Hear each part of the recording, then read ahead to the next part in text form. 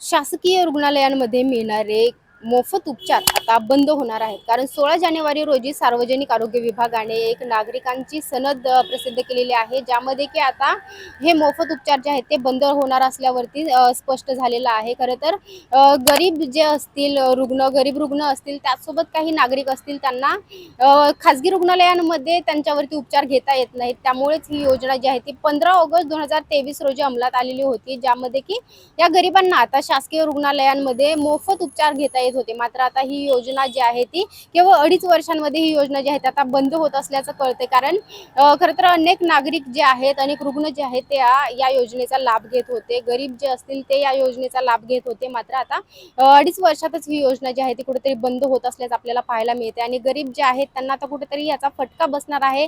त्यांच्या खिशाला कुठेतरी आता भुर्दंड लागणार आहे आणि त्यांना आता उपचार घेणं कुठेतरी कठीण होत असल्याचं आपल्याला पाहायला मिळते. कारण ही योजना आता बंद होणार आहे. केस पेपर पासून ते शस्त्रक्रियेपर्यंत दर जे आहेत ते काही प्रमाणात आकारले जाणार आहेत, जे की आरोग्य विभागाने ठरवलेले असतील. आणि आता ही योजना असं खरं तर अद्याप काही अंमलात आलेली नाही. मात्र ज्यावेळेस आरोग्य विभागाकडून सांगण्यात येईल, त्यावेळेस आदेश देण्यात येतील, त्यावेळेस ही योजना जी आहे ते अंमलात येईल आणि हे सर्व मोफत उपचार जे आहेत ते बंद होणार असल्याचं कळतंय. या प्रकरणावर तुम्हाला काय वाटतं? कमेंट करून नक्की सांगा. Snehal Nimgire, digital Pune news.